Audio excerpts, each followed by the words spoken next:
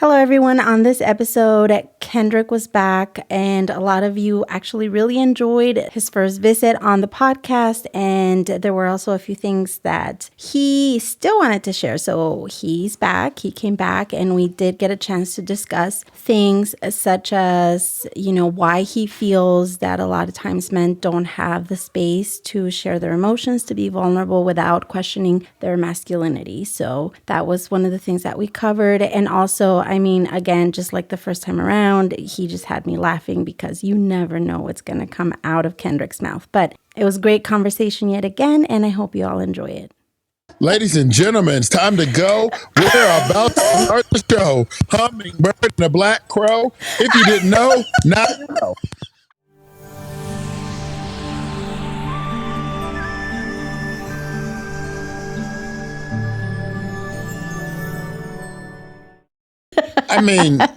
This is 2022. We need to know, hey, this dude is stupid.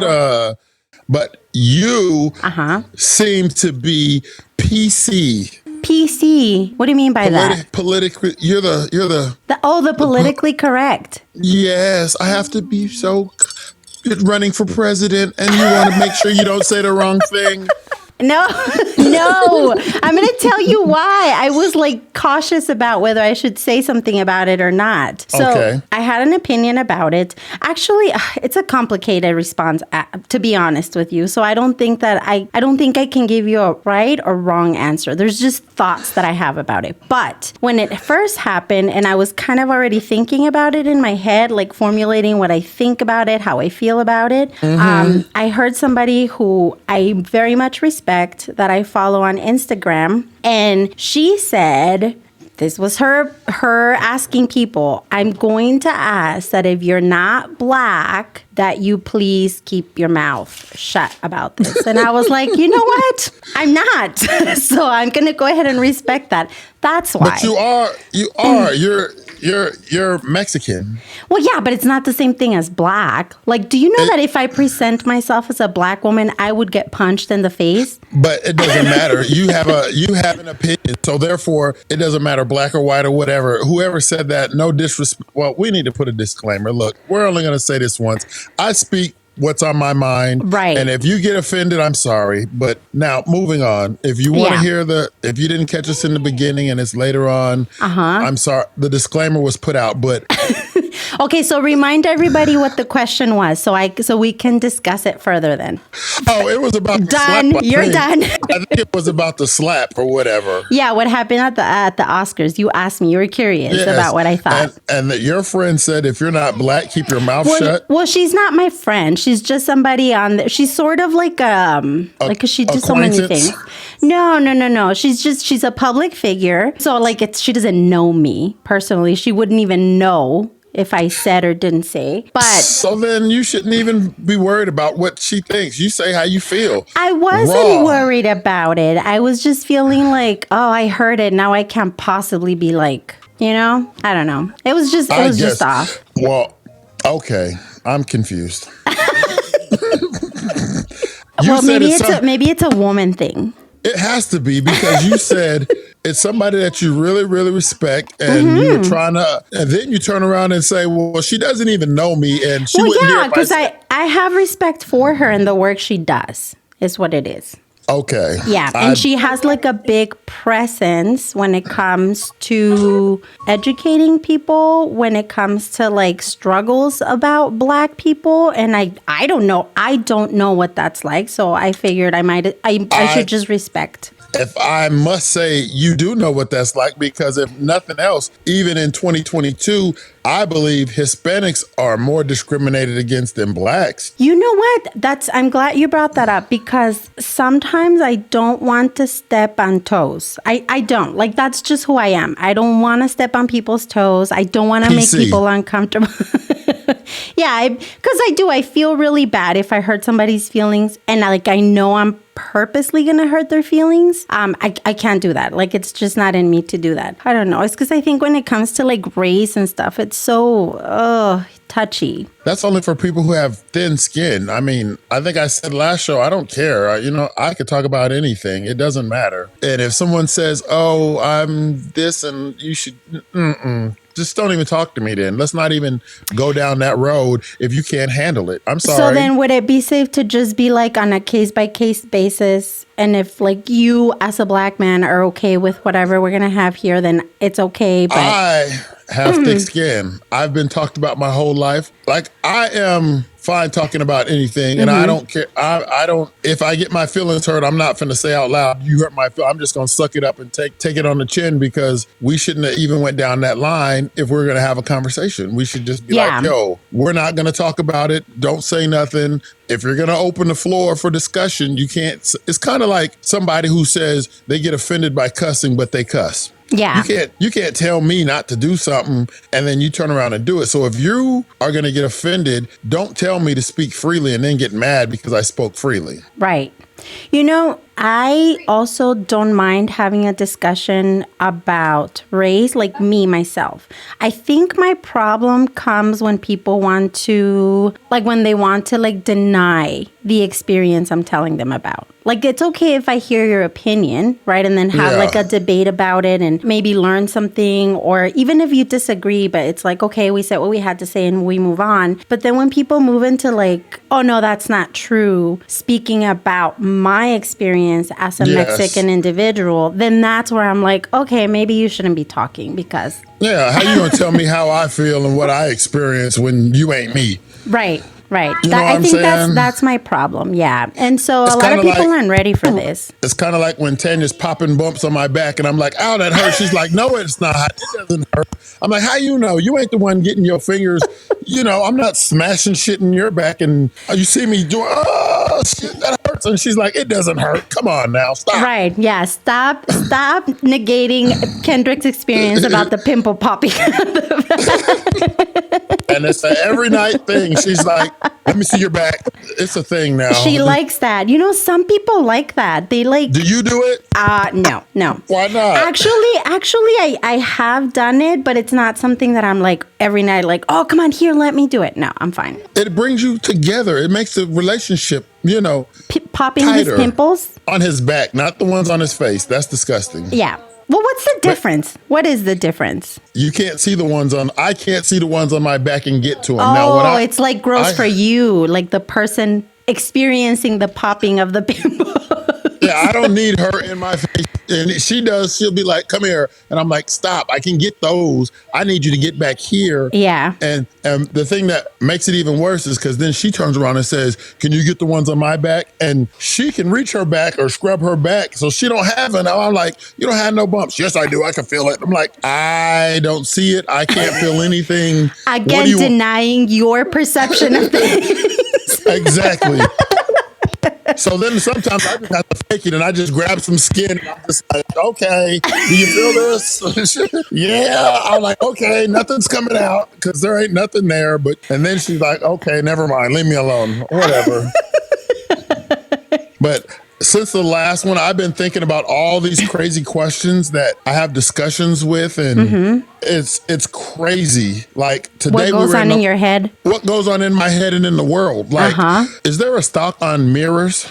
Have you been to the mall lately? I have not. Have you been anywhere lately? I mean, I go places, but nothing like outside of like... The reason I'm saying this is because I don't think there's a lot of people that use these mirrors before they leave their house. They just walk out looking any old kind of way. And you're in the mall like, are you seriously out here...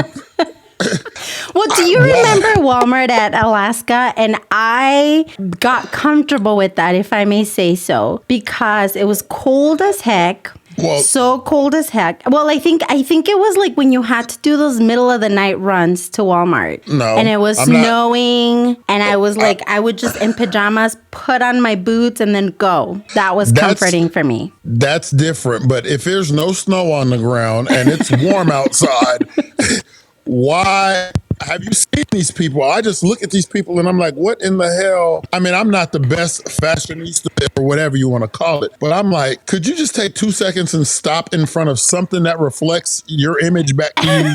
And Because well, maybe like is it the color coordinating, or is it just like everything for you? I hate to say it, but hey, I've talked about the sisters coming out with the baker's hats on and stuff. That The come baker's on, hat. What are we talking? I'm so lost look, right now. you know you've seen them with the black silk thing on, their hair all in it, and you're like, why are you outside with a head wrap on? Okay. So I don't know if I could speak on that either, and I'm going to tell you why. Oh. No, because I fall in that category. Maybe not the head wrap, but I sometimes like clip my hair up because I just do I let my hair air dry. I don't do I don't use like a blow dryer or anything. So I have to air dry it that way, and I pin it up a certain way that doesn't necessarily look like, oh, she meant to do that. Well, so I don't know. That would probably fall in that category. No, it wouldn't. But these heavyset women with their whole belly out. And that's no race specific. They all black, white, Mexican. It's like, do you not see what the hell you're presenting to the world? I don't know what to say, honestly. You're scared. Just say you're scared. I just feel awful. I feel awful that you would say that, but I mean, that's your opinion, so. That's reality. When someone walks out and their belly is actually hanging out of their clothes. What if that's all they could afford? I'm pretty sure they take a shower. I'd prefer you put a towel on, like a halter top, and leave than to be with your belly out. Oh my gosh. Okay. This is irrelevant. Oh, Lord. But you said that about the towel, and I just remembered something. Have you seen, I'm sure Tanya's seen it. Have you seen like the towels that it's meant for like when you come out of, I guess for people like yourself, that you come out of the shower into your room naked to look for clothes. And like for women, you put it around like in your breast under to lift it so it dries them. A pointless product, in my opinion. But yeah, so like you put it around, it's like a cord of some sort or like a string. It goes over your neck, and then it's got like towel material where you put each one in, and it's supposed to keep it like aired. A towel bra. Ask Tanya. It's like Tanya. I promise you she's heard of it. Tanya, have you heard of these towel bras or whatever that you can put your titties in, and when you get out the shower, it's supposed to. Who in the world came up with that? I don't know, but I've seen it like on ads and stuff. I haven't seen that. I've seen that whatever that Toby Turby thing for, I don't know. Okay, some of the stuff, I think I know which one you're talking about for the hair. Some of the stuff people invent, it's just like, okay. But they make so much money on it. Obviously, people are in the market for something like that. You know how they make their money? They make their money because curious people are like, I wonder if this works. So once you buy it, they've already got their money and they don't care if it works or not. Now, whether or not you buy something and tell me, hey, don't buy that because I bought it and it sucks. Or if you just be like, I got suckered, you get suckered too. Try it out. Knowing that it doesn't work. I don't know. But it's like half of the stuff, I just... It doesn't make sense. I know. And people become millionaires off of things like that. Yes. So what is your invention? I don't know. I don't think that I have like the creativity to like invent something. So would you say that's your biggest pet peeve though? Like seeing people out in public who don't care about what they look like. I would just say, yes, that's one of. Okay. Other one is, and I seen this today, have you noticed that I'm not going to say all, I'm going to say a good 70 to 80% of people that use canes look like they would be fine without one? You're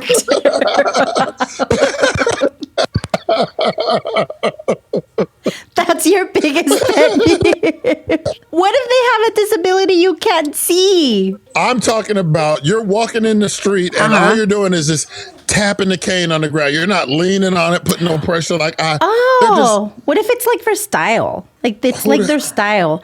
Do you remember? Oh, you weren't stationed. You guys weren't stationed there. But when we were stationed when we were at Washington State, there was a guy that would go to the mall, and he's famous for, I don't know who he is other than the guy at the mall. That's how I know him. But he was always dressed from top to bottom. I'm talking like hat, matching everything, same color, gold rings everywhere. His shoes were always polished and beautifully done. And he walked around with a cane and like some type of like leather bag purse, of some sort. A purse? Yeah. No, it was like what are those things called when you like work in an office? Oh, I can't think of the name. Like carry papers. Case? I don't know. Is that what it's called? I don't know. For us uneducated people, a briefcase? There we go. A briefcase? Yeah, so he would walk around with it all the time, and we'd see him all the time. If you Google him, I promise you'll find him. No, I'm talking about these people that are in their 70s and 80s, and they have these canes, but they ain't putting no pressure on them. So it's like, I wonder if I take their cane, will they fall? And because I seen this lady, she was walking, and she was just tapping it. And I was like, why do you have this cane? Is it like a security thing or whatever? And I noticed that you got kids in the background showing that they're not locked up in the closet. So I hear them now. I wasn't listening until you mentioned it. But yes, to anybody listening to this, on the first episode, Kendrick seemed to put out into the world that I am abusing my children by locking them up in the closet. I never said abusing. I just said, hey, no one knows that these kids exist. Right. Yeah. So he now heard the noise. I didn't even hear, but this is normal though. I don't know. Did you hear them? Did you hear them last time? No. On the last one? No. I don't know. I just sometimes zone it out. Would that be your biggest pet peeves then? The people with the canes that, in your opinion, don't need them, and people who don't. I'm not even saying that. I see. Or you're just wondering. I just see quite a few old people walking around with canes, and it's kind of like having crutches and you don't put no weight on them. Why do you have crutches? Just walk. This is so random. You're just tapping it on the ground. It's like, well, where's the disability? Are you doing that because you have to keep your claim up, or are you just, because when I have a cane or crutches, I'm damn near breaking the thing because I'm putting all my weight on because I need assistance. And that's what a cane is for, assistance. Now I have to say this because now you put it in my head. So I actually recently saw a post about somebody who I didn't know sometimes uses a wheelchair. I had no clue. And I guess he was like, yeah, like sometimes people question why they see me walking, and then other times they see me with a wheelchair. And I was like, oh wow, I didn't know he used a wheelchair. But yeah, I guess all to say that for whatever it is he's going through, because he didn't say, he says sometimes he needs it and he has it with him in case he has whatever episode, whatever he's experiencing happens, but sometimes he doesn't need it at all. I'm lost. So the point is, maybe these people with these canes like have something that they're going through and they have it just in case they need it, but they don't necessarily rely on them all the time. No, you just be more observant next time you go out and you'll be like, damn, do they really need that cane? I don't think so. And you know what? I should be more observant because I don't think I've seen anybody with a cane in a long time. You're in El Paso. You're not. I know there's old people out there with canes. I also know that Hispanics are like, fuck that. I'm walking normal. I ain't doing that shit. You're probably right, because my mom she could use a cane and she could use a wheelchair, and I can't make her for the life of me use it. And it's like, and she's like, no, I can, because she can walk a little bit, but the problem is that after a while, like her hip starts hurting and she's like, oh, I gotta stop and take a break. So I'm thinking, don't do that, Mom. Like, just grab those little carts at Walmart. That's what they're there for, right? And she'll tell me, no. I'll just lean on the cart for a little bit, rest my leg, and then go. And I'm like, okay. Yep. All right. Until you fall and be embarrassed, then you got to pick her up. I told you to get a goddamn You are getting scooter. A cart for sure next time. But you know what? I am curious to ask you something, because this is where we left off, sort of, the last time that we talked. Okay. You were kind of mentioning how you sometimes feel that men are not allowed, or maybe they don't have like the space to show their emotions. We don't. So I'd like for you to expand on that. And I'm being serious. I want to. Most people don't know that I sometimes write poetry. Mm-hmm. I didn't print one out, but I should have, because I have a couple on my phone. But that's one of the things that I wrote a poem about, because we aren't allowed to show our emotions because people will think we're weak. Yeah. So therefore, we have to be strong. Even though you may be dying inside, you have to show that you're fine when you're really not. That you have it together. Yes. Do you think that that's something that you, can you think of a time or maybe a moment where you were like, oh, this isn't okay. It isn't okay. This isn't normal, or this isn't the expectation for me. What do you mean? Yeah, were you young when you sort of picked up on that? That as a man or as a young boy, I don't know. It's instilled in men or boys from the first time they can start to walk. They fall, start crying, they get up and, it's stop crying. But if a baby girl does it, it's like you pick her up and you nurture her and you're like, you'll be okay. And but a boy is like, get up, be tough, stop crying or whatever. So it's just something that happens throughout the lifespan, if you say, of boys. We're not allowed to cry. You could have your arm broken 17 different places and it's like, are you hurt or are you injured? And if you're crying, what are you crying for? My arm is dangling. You don't see this? It hurts. I'm crying. And, suck it up. So as you grow older, you lose touch with showing emotions. Yeah. So it's kind of like, how do I show emotions and appear to stay strong as a man, I guess? Yeah. Or how do I continue to not show anything and not fully have a breakdown at some point? Yeah, because you can look online and you'll see there's a lot of men that find themselves, especially with this child support thing, which is ridiculous. When I was having my mental feelings or whatever, I went online trying to see if I could find help. Come to find out, I'm not the only one who's struggling, having to go live with their parents or whatever the case may be, and contemplating, doing harm or whatever the case may be. That's something that is countrywide. A lot of men find themselves in this situation because everything is geared to set us up for failure or be against us, and it sucks. Speaking of child support, is because the woman doesn't have to do anything but have the baby, and all of a sudden she wants, and the government just says, hey, you're the mom, so you have all the rights and the man doesn't. And it's like, that's ridiculous.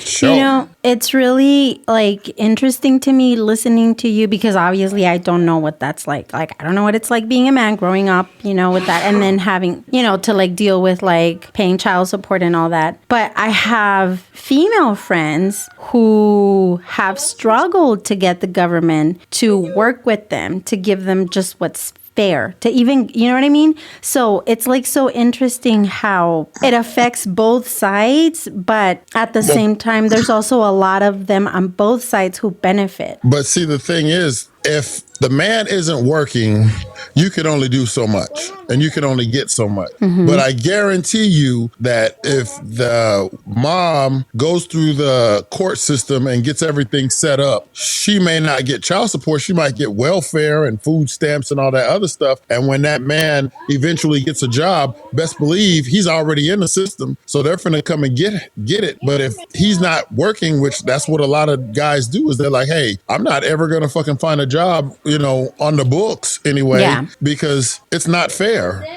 and I don't know, when we first came to Fort Bliss, we had that brief about this woman. She had 8 kids by 8 different people. And you're like, what? And just think, if you got 8 sergeants or whoever, and 8 people are paying $900 a month, or even $500 a month for a kid, that's $4,500 free. That you aren't working, you're making damn near what I make, $4,500 a month, and you're taking care of kids, all because you're the mom. That just seems like a lot of work to do that just to get that paycheck. But you figure I know in California, they could take up to 50% of a man's income? paycheck. Yeah. Really? Yeah. So I don't know what it is in Texas, but even still, 500 is a little low because I was paying 1,100 for one kid, but I would say 750. You take 750 times 8.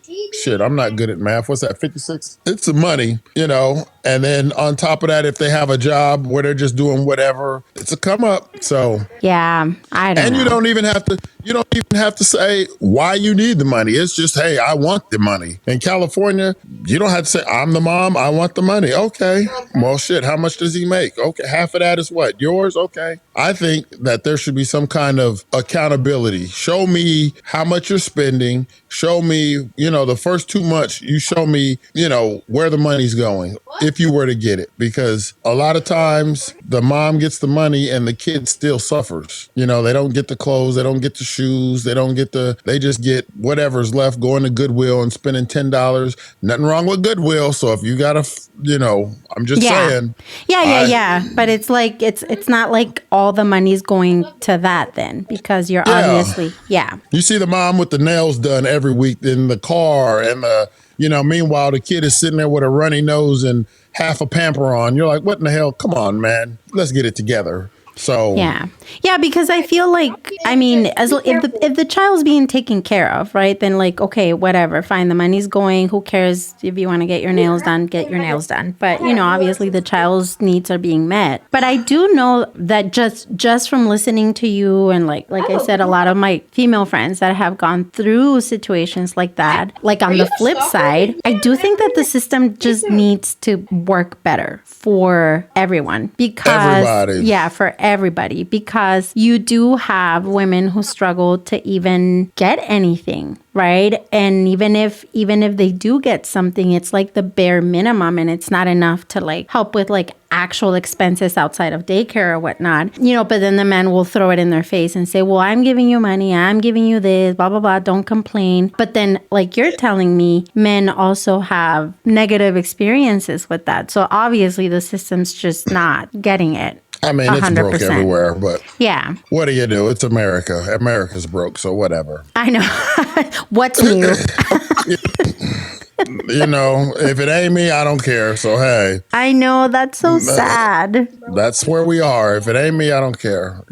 Yeah. I don't know if I'd want to be anywhere else, but at the same time, it ain't the best place because have you seen that documentary, Who Do We Bomb Next? No.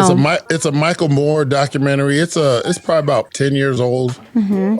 Or less. You should watch it because I thought it was about war, and it's not about war. It's about, he goes to all these different countries and see how they live and how their government treats them and whatever the case may be. And you would be surprised at how some of these governments and school systems and all this other stuff treat the people in their country. And once you see that, you'll be like, America, yeah, we're free, but we ain't where we could be. Oh, yeah. There's some schools like in different countries where the kids would rather drink water than soda. They have chefs actually in there making their meals and, preparing their food. And if you have a baby, you can have a whole year off and still get your whole paycheck and the healthcare. Both mother and father. Yes. Yeah. And when they say free healthcare, they mean free. You walk in, you don't pay nothing. There ain't no discussion of how we going to get whatever. It's, hey, you're about to have your legs broke. Come on in. We're going to fix it, send you on your way. And we going to give everybody the same coverage, whether you're rich or not. Rich people don't have to pay. Poor people don't have to pay. And everybody gets good quality care. It's not like, oh, you don't have no money, we'll do the bare minimum to get you out of here. No, like they get, I saw years ago people on YouTube. I saw a documentary on people where they asked like, how much does it cost to have a baby? People from different countries. And a lot of them, it's like free. You just go and you have your baby and you get taken care of and then you get sent home. And I think even in Germany, someone mentioned to me that in Germany, the government even pays, I think, somebody to go help you like around the house to clean so you can spend that time with your child when they're born. I wouldn't doubt it. Yeah, for like a year or two. And it's paid. They're paid, but they're paid by the government. And I'm sitting here like, moms here have 6 weeks before they can go back to work. They don't get, it's not paid. Those 6 weeks are not paid. And then the father can't really take more than maybe 2 weeks. Maybe. I think it's all driven by greed. It is. You know, and that's where I wrote another poem about, you know, taking care of each other. Like if I'm taking care of Tanya and Tanya's taking care of me, I don't have to worry about being taken care of because she's taking care of me. I'm taking care of her, so she don't have to worry about being taken care of. So nobody wants to go outside their comfort zone and help somebody else and know that someone else is going to help them. I got to look out for me because nobody's going to help. Well, you know, that's a horrible way of thinking, but that's the way it is. It's like, hey, if I'm taking care of you and you're taking care of me, it's funny that we're both being taken care of, you know? I know. I think that's the concept of like the village, like it takes a village. I like the idea of it, but I think it's non-existent here. I help cook dinner for you and breakfast and lunch, so how come you ain't done it for me? And then it's like, well, shit, if you ain't doing it for me, then I'm not going to do it for you. And then, you know, one thing leads to another. And I got all this money. Why would I give you my money if you ain't finna give me? No? And then what I tried thinking about is how come we just can't say, hey, January 1st, whatever year, prices are going back to 1950.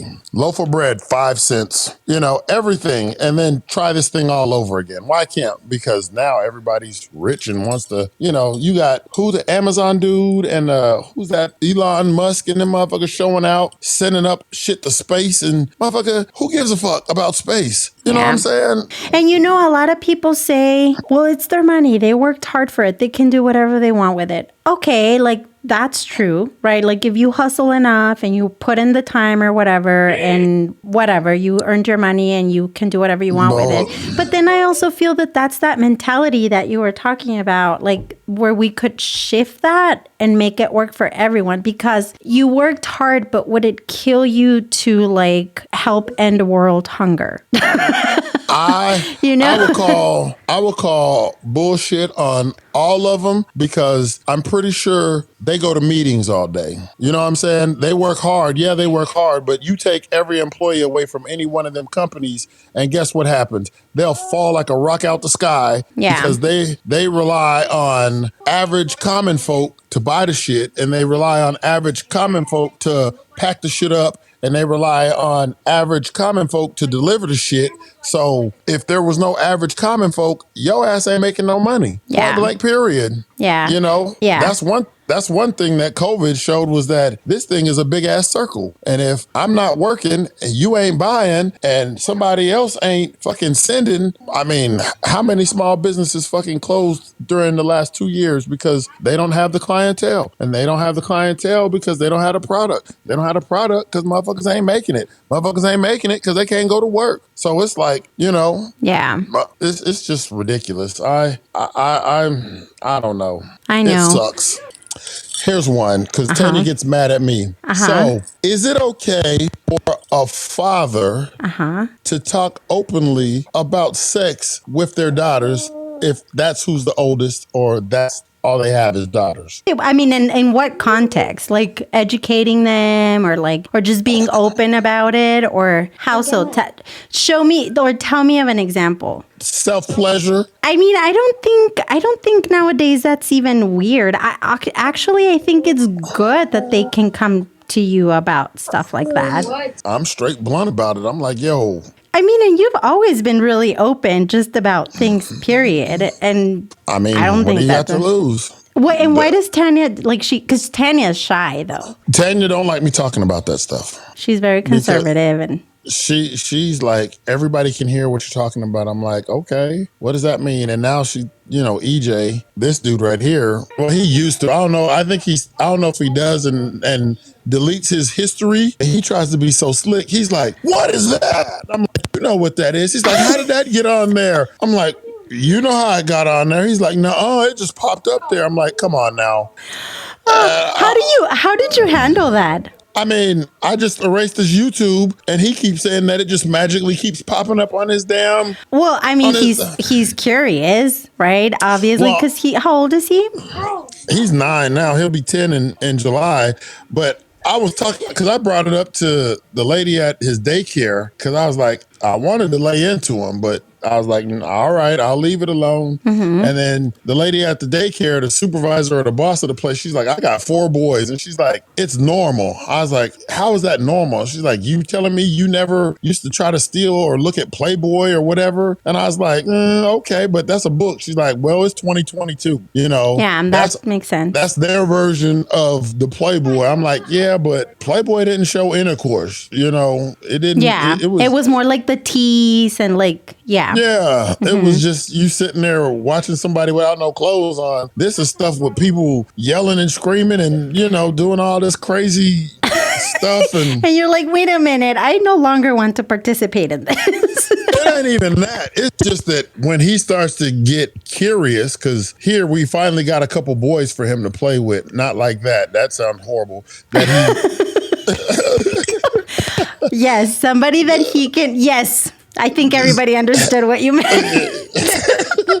Hey,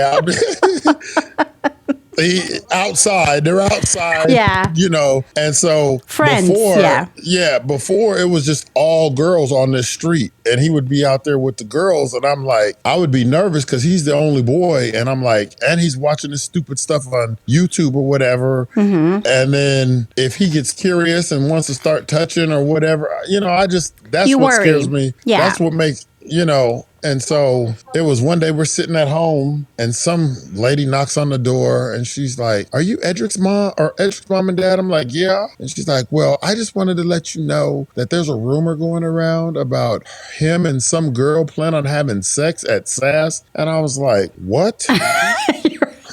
She's like, yeah, I would have passed out. they're saying that he and this girl are gonna go to the bathroom or whatever, and they're gonna have sex. And I was like, you know, you got to play it off. I was just like, that don't even sound right. In my head, I was like, that don't even sound right. But yeah, oh, okay. So I went to the thing and I let the lady know. I was like, look, somebody came knocking on my door talking about these two are planning on doing something here in the bathroom or whatever.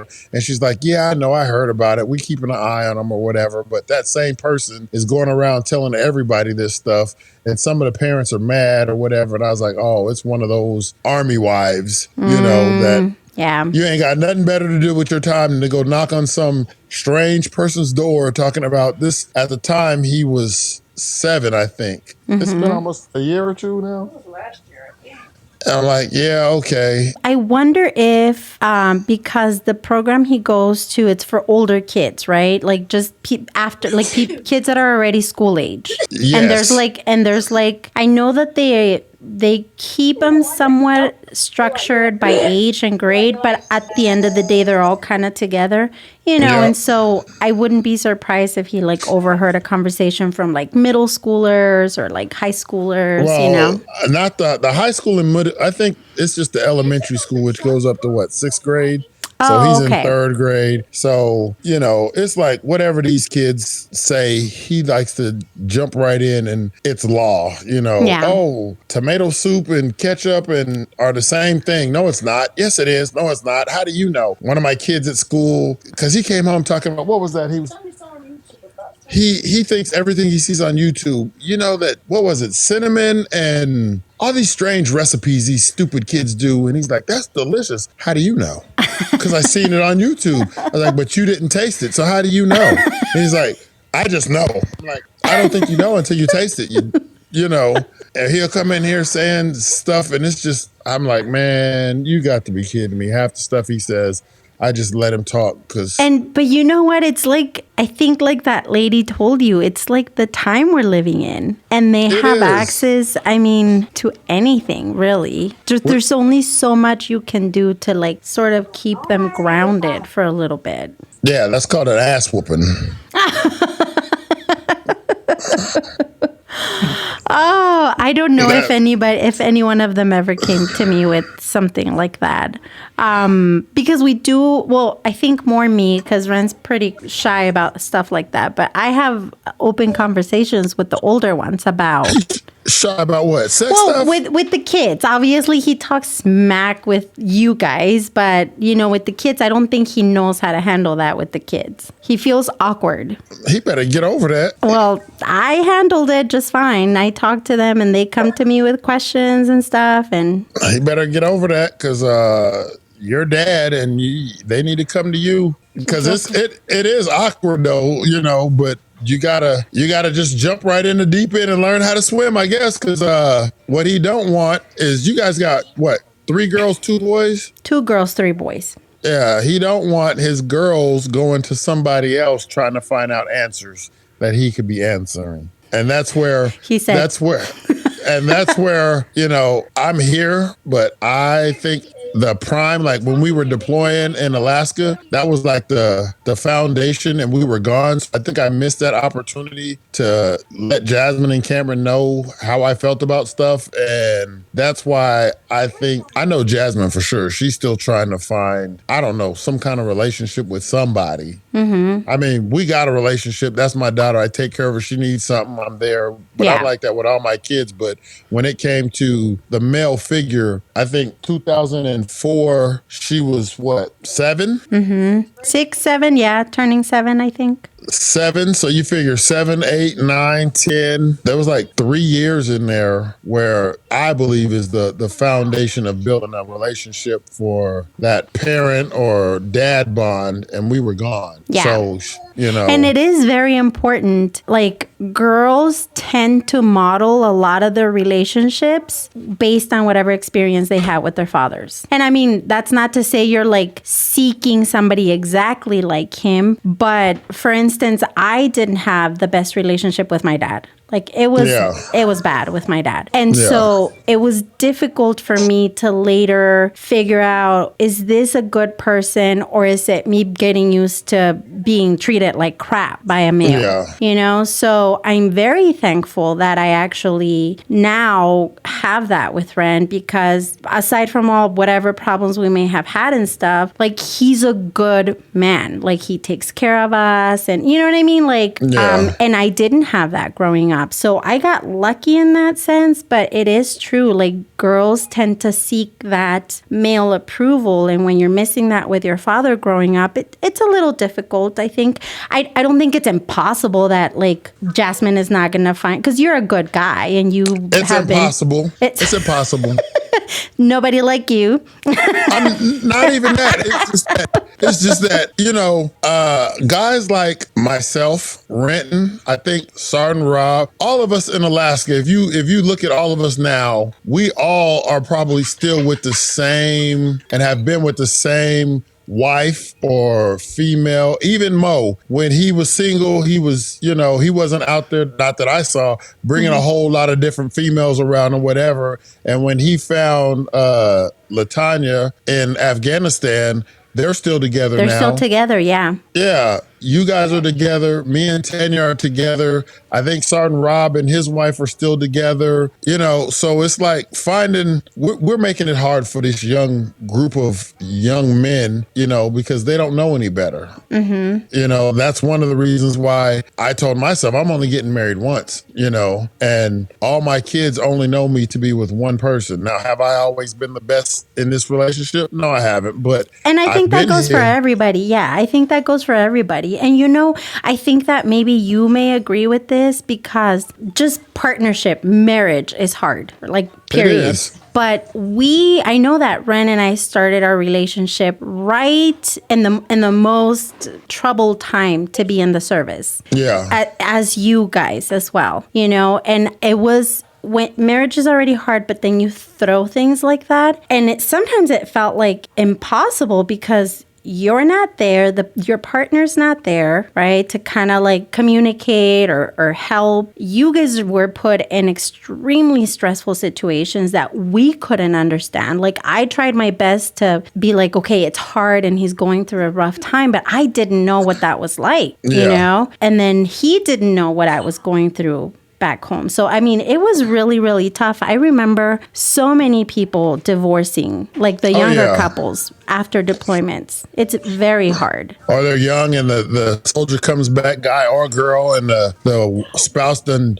drained their bank account and got some other dude or whatever. Left with their furniture and everything. Yeah, it was really hard. And in the beginning, because I know even now, like when he has had to go places now, technology's better and like it eases the situation a little bit better because we're connected more and we can get a hold of each other. But back then, do you remember the calling cards? Like you had to get a calling card and it was like $30 for like 5 minutes to call home. And then you had the delay on the phone. So you couldn't even talk right because it's like there's like a 15-second delay.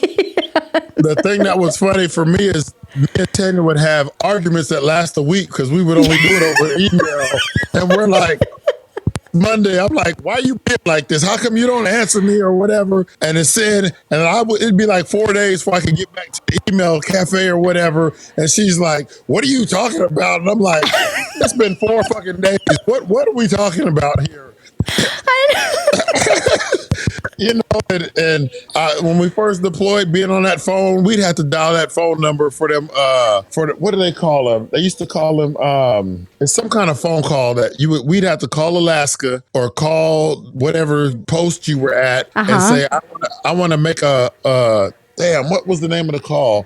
Because we couldn't call a number, so we could call the base, and then that operator would then patch us through whoever it was we would call. We'd give them the phone number and they would say, okay, you got like 20 minutes or whatever. And we'd be able to talk through that phone. But I mean, we would sit there for hours just dialing that number over and over and over. And I mean, it was a big old green phone. And by the time you get through, you're like, hey, I got to go to bed. I forgot what I wanted to say. And then she would get mad and then we'd have an argument. And then it's like 5 days later, I call back and are you still mad? What are you talking about? Am I still mad about what? And then now you're arguing because what do you mean? I'm like, come on. That was really hard. So I think maintaining a relationship was really difficult during that time. Yeah, but it also showed all you wives saying, I couldn't and I can't. You realize that you can, and then the hard part for us would be like, you guys establish a routine because we ain't there. And then here we come with how we thought it was when we left. And you're like, hey, I don't do that no more. That was a year ago, buddy. So you gotta straighten up or get the hell out the way. Yeah, like that readjustment period was always the hardest. Yep. And then I'd come in and I'd be me. I'm like, why in the hell and then you have to watch it and it's like, oh shit, I can't say that. Do you mind if I sleep in the bed with you or do you still want the girls in there or what? Because am I allowed? I know. Is there my room now, or how are we doing this? Yeah, because every time he left, I had the kids sleeping with me in the room. Like, and then as they got older or whatever, and still young, but a lot older than like baby toddler age, I would bring in like a mattress in the room, and they could sleep there, and I would sleep on my bed with like the littlest one. I just couldn't. And all we could think about is I can't wait to get home to get some of this. What? It's been a year. What? I know.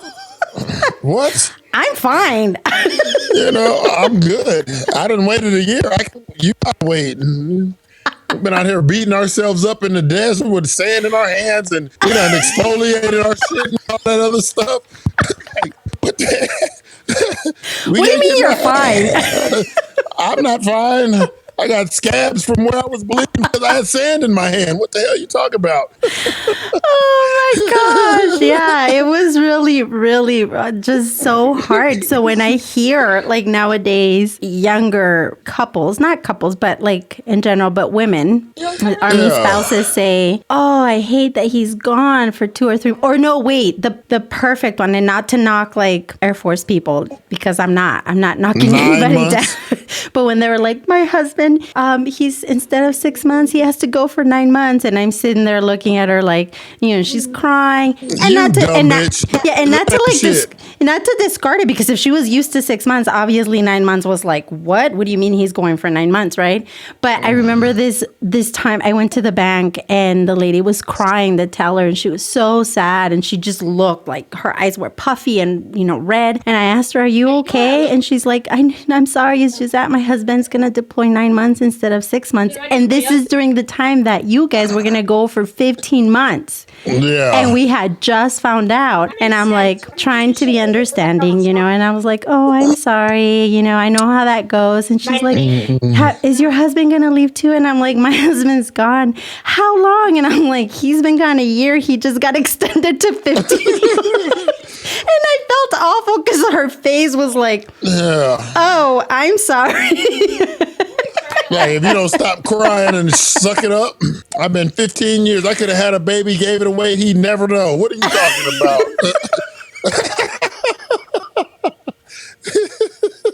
Oh gosh, yeah. But those were tough. Those were tough times. So it's hard not to think of that time and then now feel like you can make this work. You can make it. I mean, and I'm not saying that you should stay in a relationship where you're both unhappy. That's not what I'm saying. But I'm saying if your problem is, oh, he's gone for a few months and right? You can do it. You ain't in Alaska where you have to shovel when it's snowing out and there's only you and I remember being pregnant and shoveling and feeling like, I think this baby's gonna come if I shovel one more time.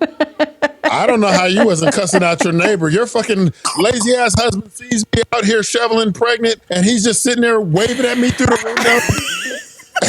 Get his lazy fat ass out here and help me out.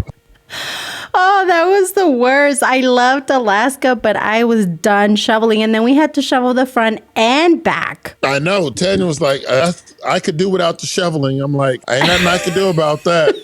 I know. But Tanya was really active. Like, she was on it. I guess. I wouldn't know. I just know she was like, I'm ready to go. I'm tired. I know she got my truck out of it because I got her that. She had a van and she's like, I like driving the truck. Like, you ain't supposed to be driving my truck. That's my truck. She's like, well, that thing drives like a Cadillac. I was like, it's not a Cadillac, but okay. Well, in that weather, that was good. Yeah. Didn't she pick you up from the airport and got in an accident? Oh my gosh, yes. And she was calling me, and I was nervous. She came home and was like, you didn't hear the phone ringing? I was like, what? I was asleep. And she's like, I got in an accident. I was like, okay. And she's like, in your truck. And I was like, what? Because I think I had it for like 6 days. And she was like, I made that turn and the light was, and something. And I was like, was anybody hurt or whatever? And she was like, no. I was like, okay, good. It's just the truck, but I was asleep. She was mad as hell at me because I was out. She's like, I could have been dead. She felt so bad because, I think she felt bad because it was Desiree was with us. And she was nervous. She was very nervous. But no, nobody got hurt. It was good. And right now that you were like, oh, okay, you're so chill about it. Something that I noticed with Ren, and I think it has to do with like you guys being in the military and your training, he can stay so chill in the most stressful situations. Like, because you guys aren't soldiers. Now, if we was at work and somebody comes in talking about, oh, I wrecked the Humvee, it's going to be a whole different scenario. Yeah. They going to get called all kind of motherfucking dumbasses, you stupid son of a, but. Yeah. But in a moment where something's really happening, he's like so calm. Like he appears so calm, and he tells me, he doesn't talk a lot about his time deploying. Yeah. Like, he talks about like funny things or whatever, but he doesn't talk a lot about things that happen there.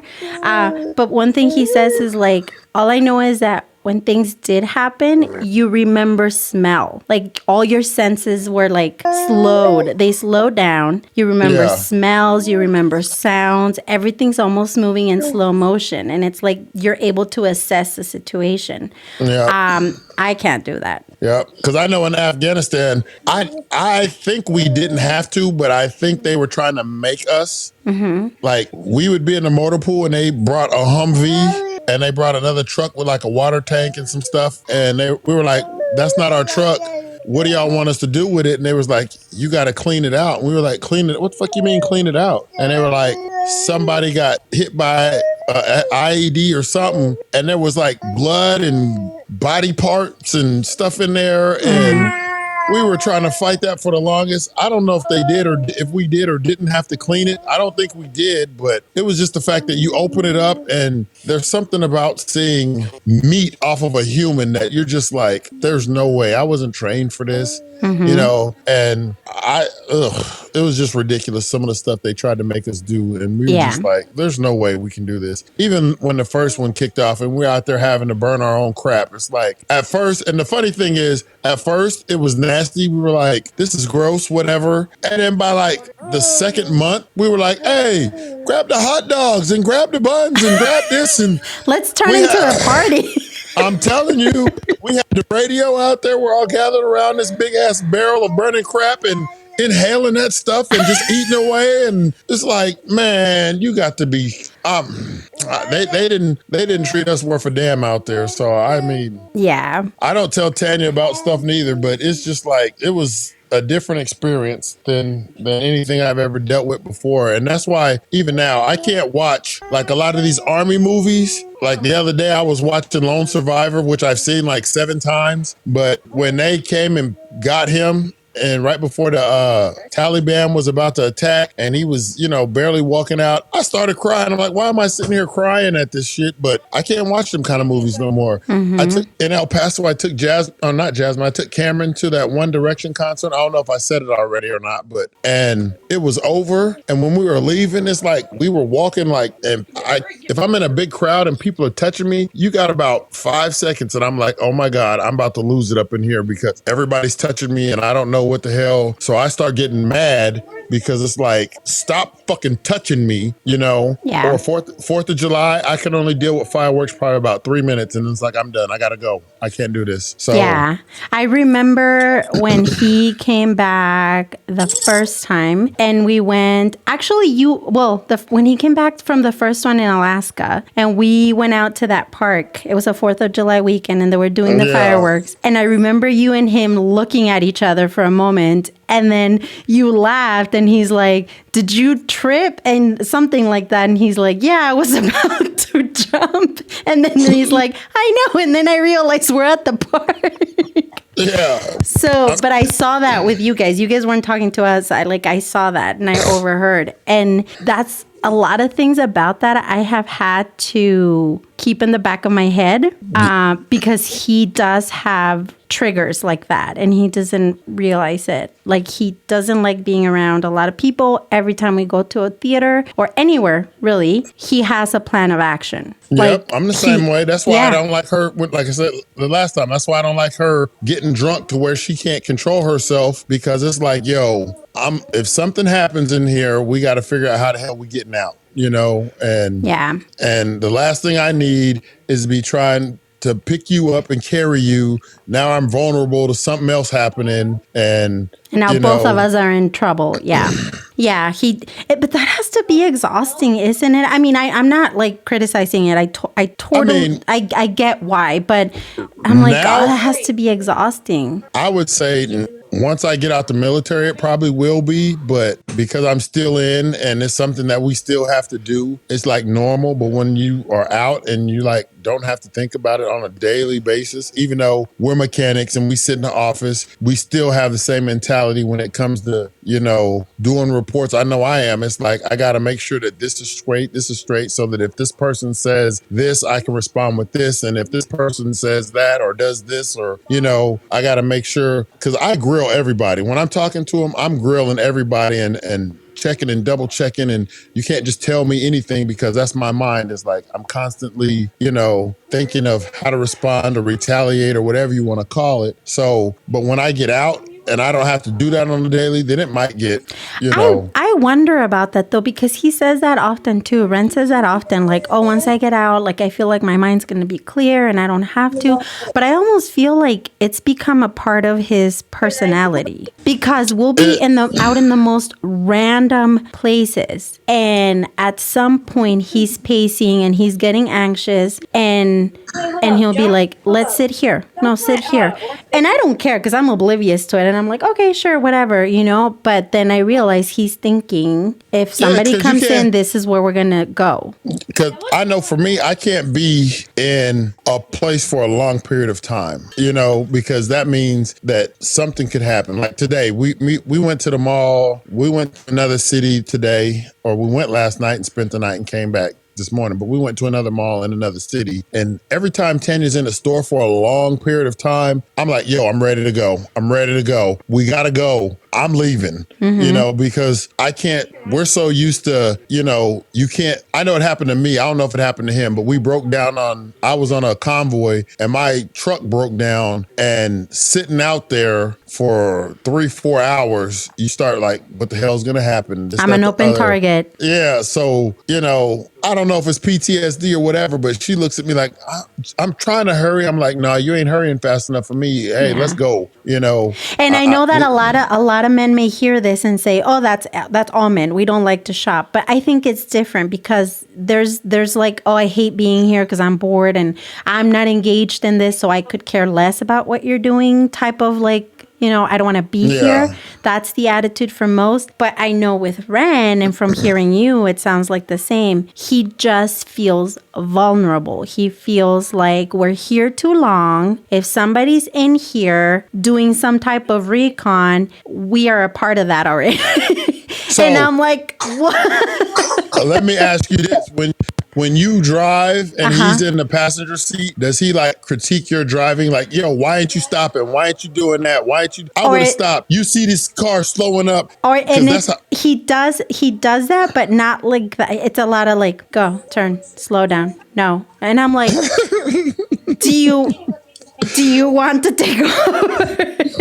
But see, that's our job, because even when we were deployed, we don't drive. I mean, we were sergeants, so we had drivers. If we went out, we had somebody else driving, and that was our job, was to be looking and, hey, you need to go, you need to stop, you need to this. Hey, here comes this. Yeah, sure everybody was looking, and you know what, Kendrick? That's why he says, and he always compares it to that group of guys in Alaska, because he's like, we knew each other so well that I could be doing my job, not even worrying about what this person's doing, because he knows he's doing his job and he's trusting me to do mine. But he's like, I have never felt that with anybody else. Ever. I'm the same because it's just like, don't get me wrong, I've had good teams, but it's not nowhere near what we had in Alaska. And it's just, part of it too was the unit we were in. It was us against them because we weren't MPs. So it was like, we did everything from the shoot, move, communicate drills to the shoot house to whatever. So, you know, it's just crazy that if you're in the support element or a support team or a support MOS, all you have is you. So when all the shitty work came out or whatever, we would complain about it, but we knew it was just us that's going to do it. So let's just go ahead and knock it out, you know? So, and it really bonded you all. It really bonded you all. Because I, like Christensen, for instance, I never really talked a lot to him, but I still keep in touch with him because I know how much Ren appreciates him. And, you know, and I know Christensen appreciates him as well. You know, I know Maldonado feels the same way. I haven't really talked to them in a while, but I know he feels the same way with you guys, and Rob and everybody. But, you know, since we're talking about this, do you have like an experience from being there where you felt that you want to talk about? Because if you don't want to talk about it, that's fine. But do you have anything where you look back and you're like, it makes you appreciate, like you were there in that moment and it made you appreciate everything that maybe at some point back home you were like done with, because it put everything in perspective in that moment? I know the one thing that I remember the most is Sergeant Sexton, the old E7. And for some reason, you see something and you don't recognize what's going on until something happens, because it's happened to me 2 other times. Once before that, because when we left the second time, there was specialist, I got his name in my journal and the newspaper clip. I can't think of his name right this second, but he drowned like, I want to say 4 or 5 days before you guys deployed. left. Yeah, he was actually out celebrating with our neighbor at the time because they were MPs.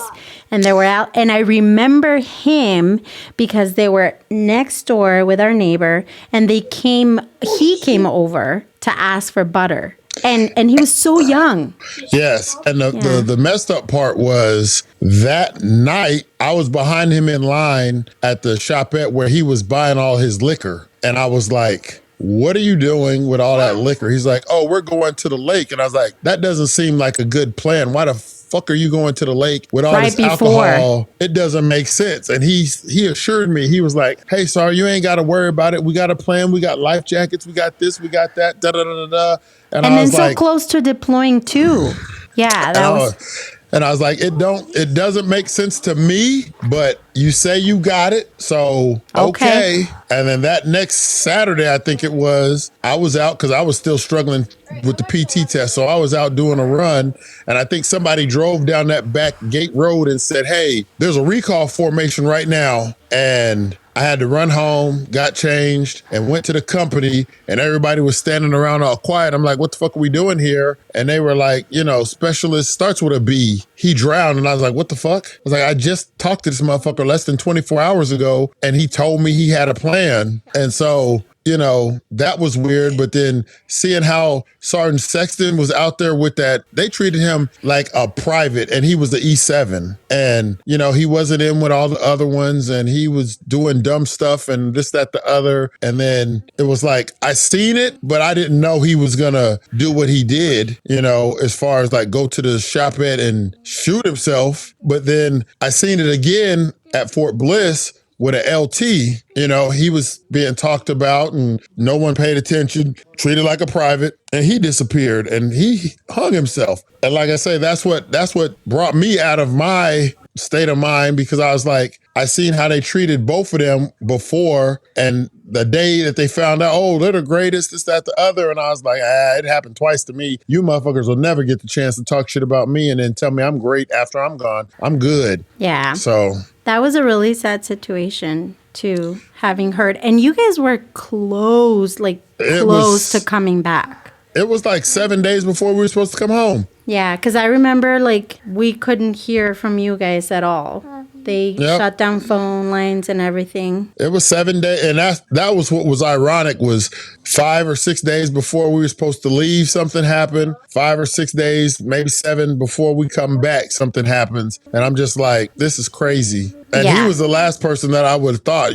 because he taught us drown proofing, I think a week and a half before that, before we were leaving, we were at the pool and he taught us drown proofing. And, he used to be known for riding his bike in the snow with the snow tires and the active dude and this, that, the other. And to see that happen, it's just like, I don't know. So I just. Yeah, that was really sad.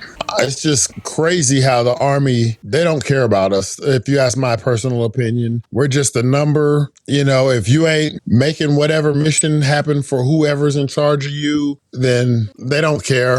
I remember there were several people where we lived that were killed in action. And it was so stressful because you and Tanya had like a bigger quarters. So it was almost like your house was a little set apart from other houses. I think except the next door neighbor, right? Like you guys shared like a door or something. You talking in Alaska? In Alaska, yeah. So we were in 8-plex like you guys were when we first got there for the first 2 years. And then they were finna tear it down or whatever. So then we moved to a 4-plex. Oh, that's right. Yeah, so we moved to that 4-plex and we still had neighbors, but we weren't close. Like, you walk out the door and right there's your neighbor's door in that little, patio or whatever porch area. You got 2 doors, one to our house, one to their house. Yeah.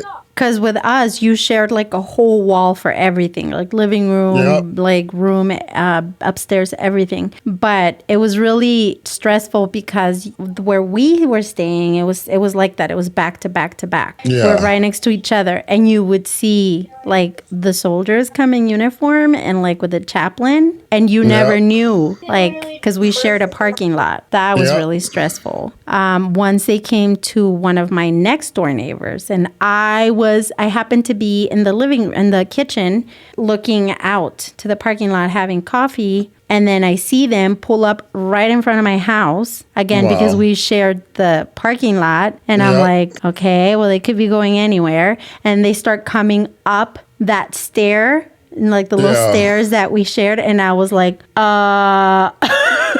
like, I remember not breathing, right, for a moment, and waiting, like, are they going to knock? And I didn't hear anything. And I heard a knock, like, far away. And then I went to peek out the window, and it was one of our neighbors. And, it was awful. But, yeah, that was a really stressful time. Yeah, I don't think I'd have been able to do that. That was hard. You know, Ren tells me that he is, and I wonder if it's the same thing for you, he doesn't worry about himself the same way. So like if he's out in dangerous situations or things that could potentially turn dangerous, he's more focused on getting things done and isn't necessarily preoccupied about his safety per se. But with us, he's like, it's more stressful for me if I feel that you guys are in a dangerous situation or something that I perceive as dangerous, you know, because I'm like, I can't save you all if something happens. Like, I risk somebody getting hurt. I know at Bliss, and at the time I didn't know, but we were in the field and they were like, hey, a tornado's getting ready to come through and somebody's got to stay, you know? And I was like, I'll stay, you know? And they were like, well, we don't know what's going to happen or whatever. I was like, I'd rather see all y'all, you know, go and be safe. I'll stay here. If something happens to me, oh, well, it just happens, but I'll stay. Luckily, you know, it got downgraded or whatever. And I don't know if it's the same topic what you're talking about, but I don't really worry about me. You know, I just know that I want to make sure everybody else is safe and go take care of your, you know, that's why when Tanya tells me stuff, like if someone goes crazy or whatever at her job, I'm like, you make sure you call me because I'll come out there in a minute. I'll go to jail in a minute. Hey, I don't give a fuck, you know. Yeah, that's how Ren is too. He's like, I don't really care. I don't care what happens to me. But yeah, and I think that that's probably harder for you too. And going back about like how sometimes you feel like maybe there's no safe space to express your emotions because not only are you a man and then you're a black man, because I know black families and Hispanic families in general have similarities with that and how we treat our men, you know, and the expectations we set forth for them. But then you add to that the military and like your job is literally to be tough, like and then mentally and physically. Another part of it too is second guessing your emotions because I'll be honest, we really wasn't in a whole lot of danger a lot of the times. I would say 90% of the time we weren't in a whole lot of danger, but that doesn't negate the stuff the 10%. The stuff that happened around us or whatever the case may be. And I was talking to one of my friends and she was saying that she worked with a lot of, you know, veterans from Iraq and Afghanistan.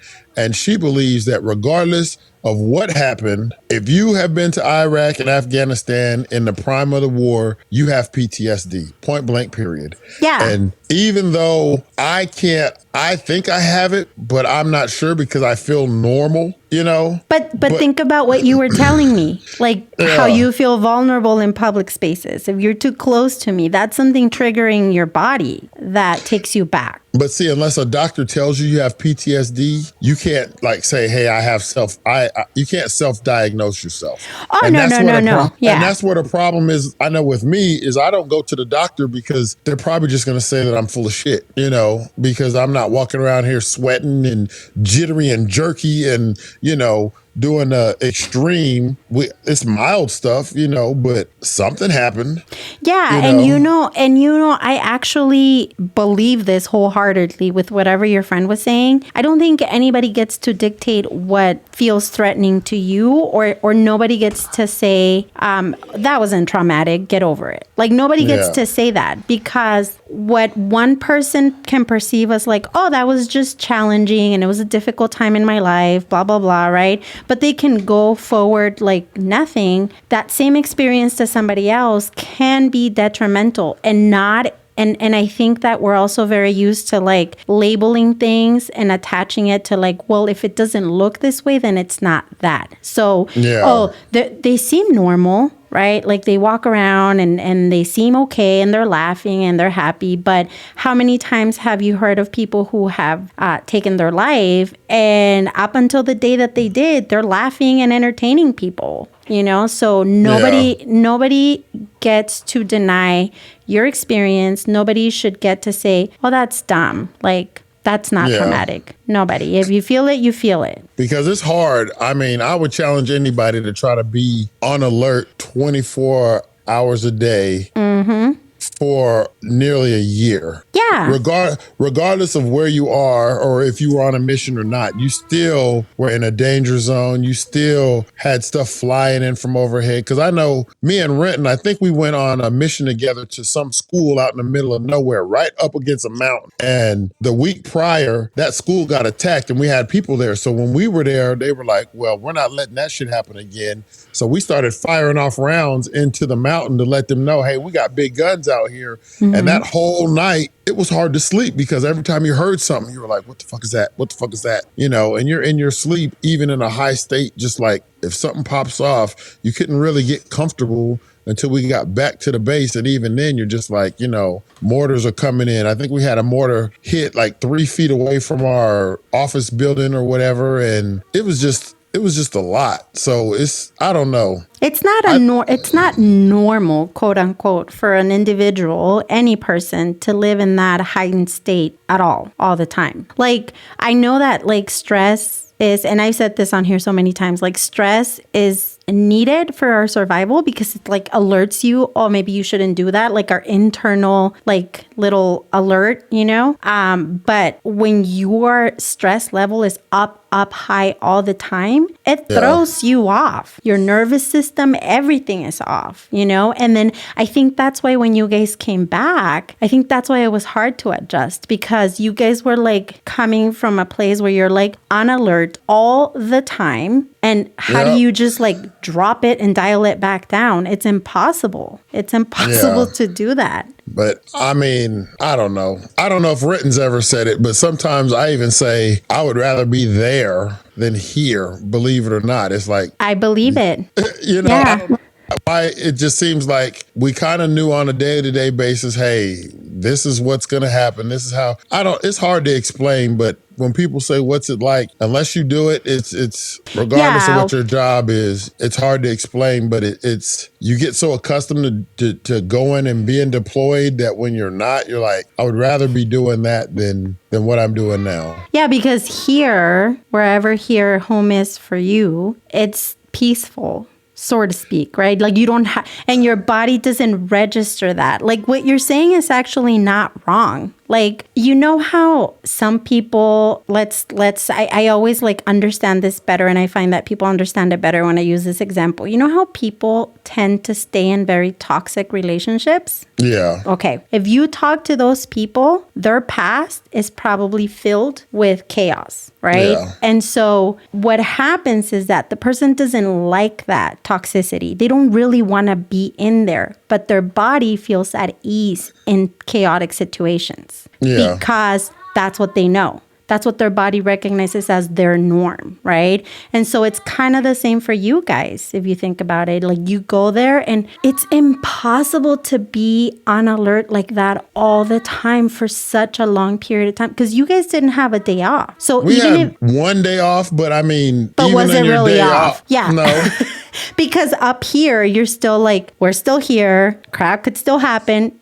You know what I mean? So your mind is still there. I think also why I say I would rather be there is because that is one of the only times where you really feel that team bond, because that's all we have is us, and when you come back to the States, the team just fizzles away, or Ring goes this way with you, I go with Tanya, whatever. And we're like, we built that relationship, and it's kind of like breaking up. You know what I'm saying? Even though we still work together, it's like we just instantly broke up. And then it was, okay, we're back together again. It's like you break up and now you're expected to make it work with this other relationship, just like that you haven't seen or been with in a long time. Yep. And so I don't know. It's just the Army needs to rethink how they do things, because that was crazy. It was. I mean, it was back to back to back to back. And I think you guys almost needed to disassociate in order to even survive it. So you needed to like unplug from the family, dynamic, so that you can, okay, let me focus on this right now and not worry about a million other things going on back home. That's why sometimes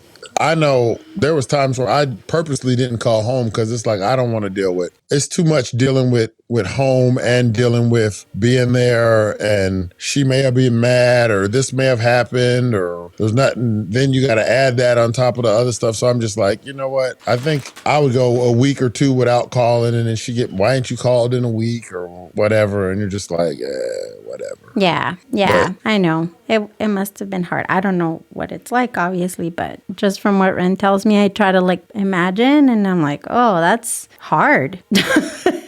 Yeah. That's hard, which is why I think I was, or at least tried to be patient with it, because, I mean, what else can you do? Yeah. And I think that's why I still go from 0 to 1,000, because you have to be ready at a moment's notice. If something happens, boom, combat mode. So, I'm still afraid of my anger. And it wasn't until today I seen Chris Rock. He posted something about how he was bullied as a kid and his anger got the best of him. So he's overly nice because he's afraid of and that's the first person that I've heard say that, because that's what I say. When people ask me, why are you the way you are? I'm like, I'm overly nice because I know that if I get mad, it's over with. I don't give a fuck what's happening. When I'm mad, I do not care at all. So I'm overly nice because I'm kind of like the Hulk. You don't want to see me when I'm mad because I'm going to turn green, but it's crazy because people take advantage of that overly nice. And then the moment you speak up for yourself, it's like you're the baddest person, but motherfucker, you got your nerve, fucking keep on. Mm-hmm. So, also for your listeners, I don't know if I said this, but I have to say thank you for my little mic stand and my microphone and my little. So if you guys hear me better, it's because it was donated to me, and Renton and his wife Julie bought me this high-speed mic stand, which I wish they wouldn't have, because now I feel like I have to do something for them. No, you do not. Stop it. Stop it. But yeah, I told Renton, I was like, how much was it? I'll give you the money. He's like, no, it's a Christmas present. So now I feel obligated. No, don't do that. Don't. That's just me. Because now he's going to be like, now I have to turn around and give him something else. And then it's going to be nonstop. I appreciate it. Yeah, well, and I was thinking of a name too. And I want to do a podcast, but I'm scared because I want to open it with a poem that I wrote. Uh-huh. And I'm trying to think of a name. And I told Tanya I'm going to name it The Show with No Name. Oh my gosh. That's not actually a bad idea, because remember Seinfeld when it was like the show about nothing? Yeah. And that was its appeal. So I'm thinking that might be the name. The show with no name. And I really think that you need to just go ahead and do this because you have so much on your mind. But once again, that's the softer side. People hear my poetry and they'll be like, what in the fuck is this dude talking about? But I truly believe that men, we need an outlet, and we don't have one, because even with the fathers that aren't there for their kids or whatever, and I don't know why this just came up, but a lot of times they don't have an outlet and they're not the problem, but nobody wants to say that. It's easy to blame the father. It's very easy. Yeah. When a lot of times the the situation's taken out of the father's hands. So they just like, fuck it. If I can't win, no need a point in even trying. So yeah. And you know what? I'm also going to say something that's probably not a popular opinion, but I believe it's true. I think that fathers do play a very big role. You're right. Like in children's lives, especially like molding boys, right? Like guiding them and stuff. But I also feel that as women, as mothers, we actually can have a bigger influence in how we raise our boys. And so we have to also take accountability for how we're raising them. I think you guys have just as much, if not a bigger role, because you set the precedence for how your child or your son is going to treat women. Yeah. And how they're going to see women, you know, and you see it a lot. If me personally, I believe that a son should fear the mom more than they should fear their dad, because you go to almost any ethnicity and the mom is the one that's running the show, and you know, with raising the kids and stuff. Yes. Yeah. You like, have you seen that show McFarlane, the movie McFarlane? Oh my gosh, I love that movie. I identify with that on every level. We didn't know what the movie was, and I think it was on or something, and we saw a clip. That's one of our favorite movies too. And it was just, you know, the thing that talking about the mom raising it was the mom that drove onto the field and was like, hey, bring your asses home or whatever. And they was like, do you want to go tell her? You know? And we got to go. Mom said it's time to go. We ain't trying to. Their dad was there. Yeah. The dad was like the quiet one, brought the money home and did what he was supposed to. It was the mom that everybody was afraid of. And that's how I think mothers should be. They should be the nurturer and they should be the warden. You know? I agree with that. I agree with that. And I mean, not to like discredit, of course, the role that fathers play, because they are needed and their presence and authority also carries weight and should be there. But I do think that sometimes when we think, oh, look at how this little boy is treating women, blah, blah, blah, blah, blah. I always think, well, is his mom calling him out on it? Yeah, because I believe that the man shows the son how to be. This is what it is to be a man. And I believe that the mom shows the son how to love. You know, because if you look at most men that are faithful and so on and so forth, their mom showed them how to love, and their dad was there to support, saying that, hey, I'm going to be there and do what I need to do to support the family, whatever the case may be. I'm not saying it always happens, but there's a good chance that the dad was there and the son saw that the dad may not have spoke a lot or may not have did much, but he was there taking care of the family. And the mom is the one that actually ran the house, showed him how to love by taking care of the father. Yeah. And so, you know, Desiree, actually our oldest one, which is funny because she's not much of she's very bright. And I'm not just saying this because she's my daughter. Like, she was not a normal child. Like, as Tanya, she was like, that's why I think I went ahead and had so many, because she went and tricked me thinking all of them were going to be that easy. Wow. But she's very quiet, but she's very observant, and she's very articulate when she speaks. Yeah. And she's so good about speaking up for what she believes, and that she doesn't care who it is, right? Yeah. But, you know, recently, because I'm always so paranoid, like, oh, what are they going to do? What's their life going to be? Are they going to let people run them? And I'm always like freaking out about that. But she told me one day, Mom, you don't have to freak out, because Dad has showed me what I need to expect from a man. Yep. Right? But you have showed me compassion, which is a good combination for me, you know, to look for in a partner. And that made me teary-eyed. Because I was like, oh, okay, something good sticking to you. Yeah.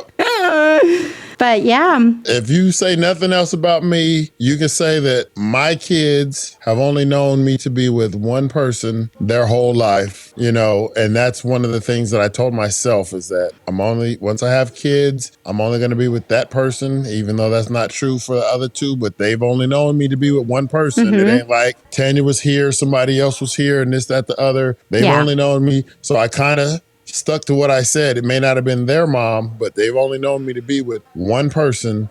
So, you know, if nothing else, they should be searching for somebody that only wants to be with them. And Might be the reason why they can't find nobody. Because like I say, I'm hard to follow. Because you're hard to follow. Yep. You're a tough act to follow. Because that's crazy. Because Cameron's husband, believe it or not, is the same MOS as me. Does all the same stuff that I do, and he damn near is me. And I'm like, okay, so she, but it wasn't until he got to Germany I realized he ain't me. But whatever. We ran over time because I think once a month, that gives you a whole month. Yeah. Because I still haven't asked half the questions on my list. Okay, so ask me a closing question and then I'll ask you a closing question. Mine is going to be long, so check this out. Okay. My question is, let's say you have a friend that you speak to and you talk to every day for a long period of time, we'll say years. And then all of a sudden you start feeling like the friendship has ran its course. Do you believe you owe that friend an explanation of why you no longer think you guys should hang out, or do you just cut it without saying anything? I'm going to answer like me, like if I'm the friend, right? Because I'm such a low maintenance friend, I don't know, maybe some of my friends are going to listen to this and think, you're lying. You're the most high maintenance friend I know. But I don't take a lot of things personal. So like I do have friends, actually my best friend in the whole world. I will go a whole year without hearing from her or me like messaging her. And then one day out of the blue. That's like our you friendship. And Ren. Yeah. We don't talk every day. We may go a year without, but when we do see each other, I'm talking about like a friend that you talk to at least, if not weekly, daily, two or three times a week or whatever. And you've built this relationship. And then all of a sudden it's like something changes in the relationship. And you're like, I don't think this relationship should continue. Do you believe you should tell that person, hey, or should you just say, hey, let's say they do something to piss you off or whatever the case may be, and you just be like, fuck it, I'm done. Hey, I'm not talking to you no, it's kind of like, I'm not talking to you no more. Do you make it a point to say, hey, this is the end of our friendship, or do you just go with it? Is that what you're asking? Yes, this dude is naked again. Oh, he was not. I promise you he was not. He went and did that to show off. That's with you. No, I personally don't think that I would give an explanation, because if the person did something to upset me, right? Yeah. I usually tend to overthink, and I probably will be like self-doubting myself. Like, well, I wonder if now I'm assuming, right? And based on that assumption, now I'm mad. Now I'm pissed off, right? So at some point, I'm just going to stop assuming, but I'm not going to say anything. I will just stop though. I will tell you that. But if that person, let me finish. But if that person reaches out and says, hey, we haven't been talking, I feel like something's going on, and then opens the floor for that, then I don't mind having a discussion. That sounds so PC. It's true. It's who I am, though. I'm sorry. Because I'm not problematic. I don't think I am. I watched your Facebook thing where you were like, people want to take their beliefs and make it reality, or whatever you said when they're getting mad over. You said you were mad about. That's what I was talking about. Like that we make assumptions in our head. And I'm going to tell you what that was about, as a matter of fact. Something came to me that I didn't know. This person felt like I was on purpose ignoring this person. Right? But see, that happens. And I was not. And so I got to thinking, like, I wonder why. Because like what got to me was like a whole scenario that wasn't even true. I just found out a different way. So I was oblivious to what was happening. And so I was thinking about that. And that's what I was talking about. Like, it's so sad because we do get in our head. We make up assumptions about what we think the other person is thinking or doing about us. And most of the time, those stories are probably not right. I understand that part, because I'm the same way. It's like people are like, how come you ain't called in a while? Because I know I don't call people at all. Because one, I don't want to be that person calling at the wrong time and you feel obligated to talk to me. I'm just like, shit, life goes on. We'll talk when we talk. That's kind of how our relationship is. Our family, it's like we haven't talked in 3 years, but shit's going on, Right. Right. And exactly. And like, I want to be the person, and to people that I care about, friends, family, or whatever, I want to be the person that I don't want you to feel like, oh, I have to like engage with her. Otherwise she's going to feel hurt. I don't want to be that person. Right. Because we're adults, we have kids, families, jobs, whatever, right? Things we're trying to do. And life gets really busy sometimes. So I want to be the person that understands that. And I also want to be the person that when you do have a break, or even if you don't have a break, but you're having like a hard day and you shoot a text message without warning to say, my day has sucked, blah, blah, blah, blah, blah, blah, and you just vent to me and me be okay with that. And like, I don't want to, I don't want to be offended that I didn't hear from you in 2 weeks. Like, but see, that's the thing is a lot of people, they feel like if you don't contact them, you something don't care. Must be wrong. Yes. Yeah. And that's what I get all the time. It's like, you don't ever call. You don't ever call. Well, first of all, I rarely call anybody because I also think in my head, my phone ain't ringing off the hook. If you really cared or thought I had a problem, you could have called me and I'd be like, no, I'm good. I just know you're busy. I'm busy, or whatever the case may be. Yeah, because it doesn't have to be complicated. Most people don't understand that, because my best friend, I talk to him maybe once a year, and he's a Broncos fan. I'm a Raider fan. And when I call him and we talk, it's like we were just hanging out today, Yeah, and that's how it is with my best friend, with Esther, which, by the way, hi, Esther, because she listens to this all the time. See, like, I haven't talked to her, but she listens to this. So she keeps up with me that way, right? Yeah. But that's how it is with us, too. I won't hear from her. And then the day we do get to talking, 3 hours go by, like nothing. Because he's called, I told him, hey, we're coming to California. He's like, hey, I got this apartment. If y'all need a place to stay or whatever, and those are the friendships that I appreciate. But it's just like, it seems like friendships nowadays, everybody only wants to be a friend with you if you are the kind of friend that they want you to be. Mm-hmm. You can't be yourself and be a friend with somebody else. You have to be, I want a friend that's only going to tell me stuff that I want to hear, or that is or my partying friend, or the moment that you start coming and telling me stuff I don't want to hear, then I don't want to be your friend, or I can't, and I'm just like, hey, I am who I am. You know what I'm saying? And if you can't, what you're getting when you're dealing with me. Because everybody, when I'm talking, even my girls, they tell me, I got to be careful when I'm on the phone with you, or if you're on speaker, because I never know what's coming out your mouth, or whatever the case may be. I have a few of those friends, yeah. And it's just like, who I am, how I am. So don't call me when you're someplace you ain't supposed to be. Or put your headphones in, right? That too. Yeah. And I truly believe, and I don't know if you believe this, but I believe that I know I have this sense of, I know why people are calling, and God has blessed me with this sixth sense, if you want to call it, because it's like when certain people call, it's like, I know why this dude is calling, or I know why they're calling. And is it wrong to feed into somebody, giving them what they want, even though that's not what you want to do? Because that's what I have friends that'll call when they're around a whole bunch of people because they know I'm about to say something crazy. And I'm like, oh, you're only calling because you're around them and you want me to say something crazy. Right. So I say something crazy and I'm like, yeah, whatever. Let me entertain this a little bit for you, or whatever. I mean, I don't know. I mean, because I do. People call me, they'll stop coming around, or they'll stop messaging, and then they only message when they need something, whether that be approval.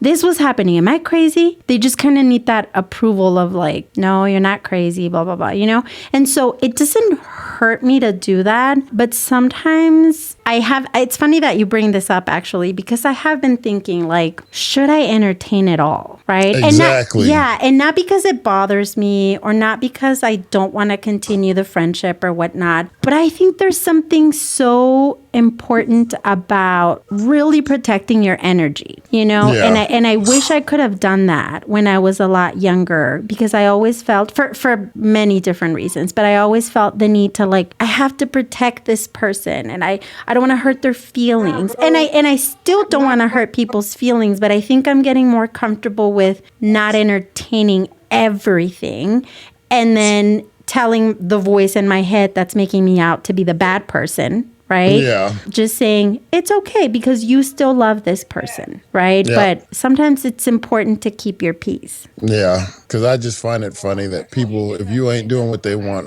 you gotta, like my therapist was telling me, you gotta learn to be in a room and not just be able to be in a room. And I was like, I have no problem with just being in a room and not talking. Other people have a problem with that because they know my personality. And if I just come in a room and I'm just sitting there chilling, like, what's wrong? You got an attitude. Yeah. So I don't know. Because you do have big personality in such a good way, So it would be weird to just see you sitting there in a corner. But I think me personally, I wouldn't take offense to that. Or I wouldn't, I'm working hard at not assuming things about other people. It's like I have a friend and he always tells me, I don't take offense. Like I don't, because he has learned that your perception or your idea of something is yours, right? Yep. And that's fine. And even if you think I'm the worst person in the world, but that's your perception, so I'm not going to take offense to that because I know I'm not a horrible person. Yeah. And so that has kind of like stayed with me, and I'm really working on doing that. I wish I would have started earlier, but I'll take it now. Well, hurry up with your question because my phone, I think, is about to die in the next 5 minutes. Well, now compared to your closing question, mine is so stupid. Because that was a very thoughtful question. If you were to have one thing, right, one meal to eat for the rest of your life, what would that be? Did you really just come up with that? I did. That's why. Do you realize now how I'm feeling after that whole deep connection in that conversation we just had? Hold on. Let me see if Tanya knows me. Tanya, if I was to have one meal and I could only have one meal for the rest of my life, what would it be? She said breakfast. All of you are breakfast people, though. I mean, breakfast is one, but I was thinking more of like a ribeye steak and some broccoli. You could have that forever and be fine with that. Yep. Okay. Well, I feel like my question was very empty, very empty and very sad. No, it was a good question. It was a good closing to the deep conversation we just had. Yeah, now I got to work on the show with no name and come up with a concept. Yes. But we're going to see because I'm scared because I don't like judgment. Well, maybe I can handle it, but I just don't like it. Yeah, well, nobody likes it. But maybe this is good for you then. I know I'm going to tell you I'm the biggest people pleaser, and this has really helped me to slowly but surely be like, you're not everybody's cup of tea, and that's okay. Oh, I already know that. I just want a platform where I can say my poetry and have somebody tell me that's horrible. And then you can say, okay, blocked. Because I wouldn't even block nobody. Because my first poem, and you can think of how this is going to be in your own mind, and I'll say it next time. It's, I love you like I love fire. Ooh, I'm intrigued. That's the name of the poem, is I love you like I love fire. I'm intrigued because that's almost like, are you a sociopath or are you a passionate person? Are you an arsonist? What in the world? Now I need to know. Which one you are. Think about it, though. Think of how you love fire. You may not know you love fire, but you know you love fire. Well, I need to know. So we're going to open up our next one with this. In a couple weeks, depending on the ratings on this one, too. Because if people are like, yo, y'all need to chill out, then... But that's what a lot of people do. They just hang out and talk about whatever, and you got a couple topics. You may hit them, you may not. You may say things you said before, but hey, it is what it is. Yeah. You don't like it. If you don't like it, then bye. Hit pause and change the channel. Love you. There's how many people in the world? 7 billion, is it? Something like that? We're bound to find a few that are entertained by our conversations. I hope so. Yeah. The show that has no name. The show with no name. Or fine, fat, and fabulous. Alrighty. Well, thank you, Kendrick, again for doing this. Bye. We'll talk to you later. See ya. Bye-bye.